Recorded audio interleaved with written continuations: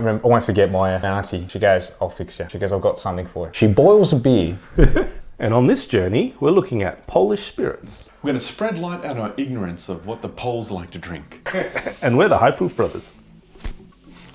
Now, I think we should get our product expert in. All right, I guess I'm going to bugger off then. Yep. We got Unky Mike. A true Pole has brought some spirits for us to try out today. It's very exciting. I'm interested to figure out what the hell the wood's doing in there. Yeah, okay. I can touch on that. Oh, very good. Well, I mean, touch his wood. That's pretty good. Could you give us a little background about the tradition of vodka in Poland? Well, in Poland, a lot of people, obviously, the national drink is vodka, but they're also very famous for making their own, which isn't quite a shocking thing.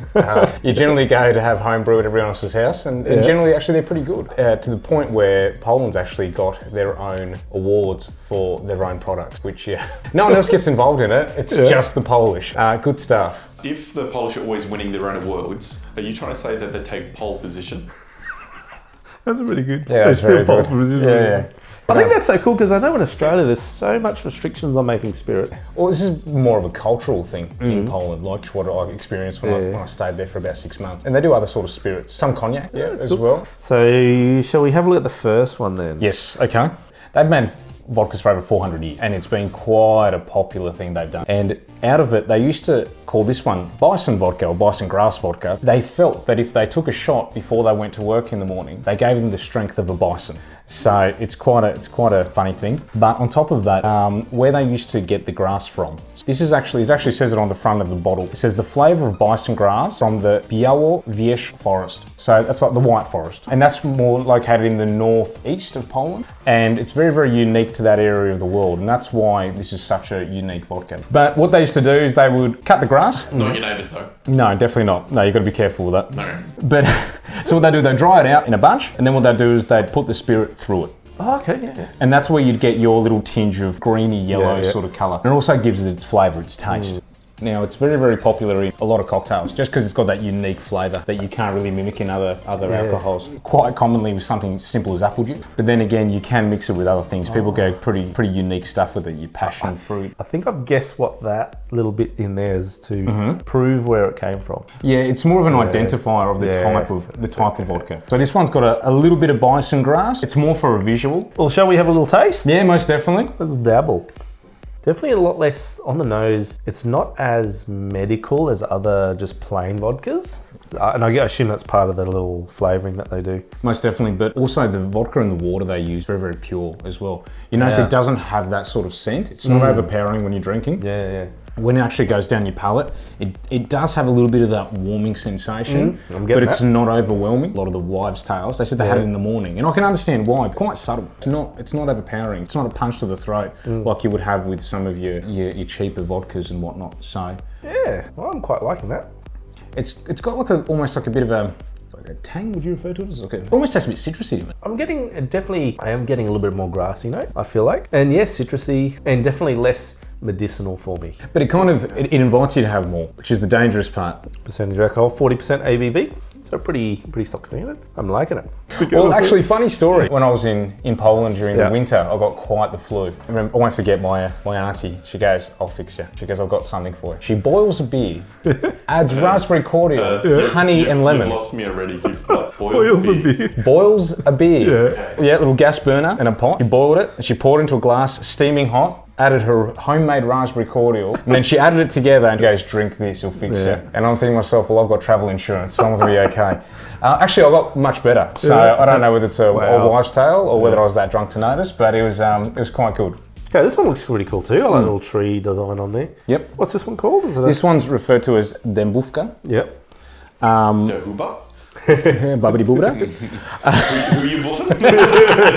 Damn. Yeah, well, I was like, I would have never got that from me. So this one, you could probably notice a little bit of distinct difference in the colour. This one's quite a lighter one, this one's a bit darker. That's because this comes from a specific type of oak tree from Poland. Yeah. So this is actually a slither of oak they put into the bottle. But you obviously get a little bit of a darker colour from oak than what you would from a grass. So that's why you're noticing probably a little bit of a difference in the colour. But what they also add to this one, a black elderflower. Oh.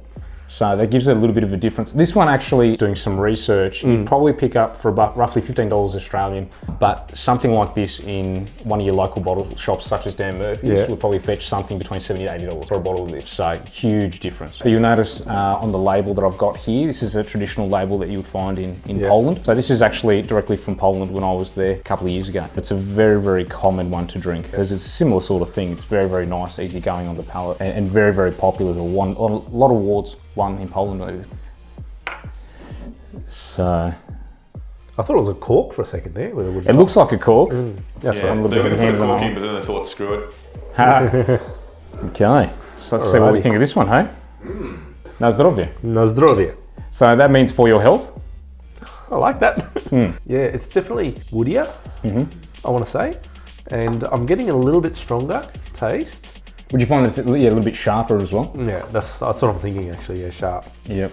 You can definitely taste the little bit of like the floral note, so that elderflower. You can tell where the other one tasted a bit more fruity, this or smells more florally, but tastes more woody. Yeah, so over in Poland, vodka bars are very common, and they generally charge 1 to 2 zloty, which is the currency over there. Now, 1 zloty is roughly an exchange rate about 30 cents Australian. So good. So you go in there, you put $1 on the counter, they give you a shot of vodka. Now, a shot of vodka isn't just plain vodka, that's fine. You can also get Wisniówka, which is like a wild cherry vodka. So it's very, very red, color of Ribena, to give you an idea, but it's very sweet. And the vodka is a very, very subtle hint. So usually you get hit with the sweetness, you get that berry taste, like a dessert. And then when you drink it down, that's when you start to get the warmth. So it's actually quite satisfying. It's a really, really nice one. There's also lemon vodka. Really cool, that'd be interesting. Hazelnut vodka.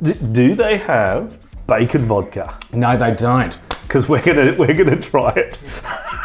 There's an actual vendor overseas that does actual, like, they sell bacon flavored vodka. Perfect. But we're gonna try it. You're gonna make your own. We're gonna make. I feel like the typical Aussie experience with vodka, I feel like it's just your regular plain Jane, and then I might mix it with an OJ.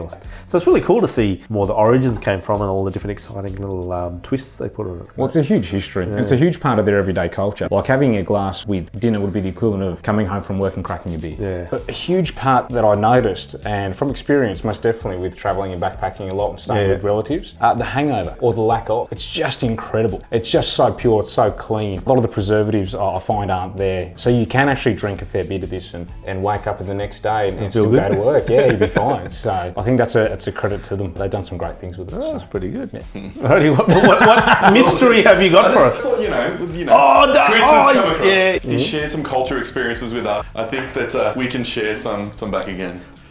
Underberg. Underberg? No. You meant to knock it back on one hit. Like you actually tip it upside down and go like that. Okay, you ready? I'm ready. Skål.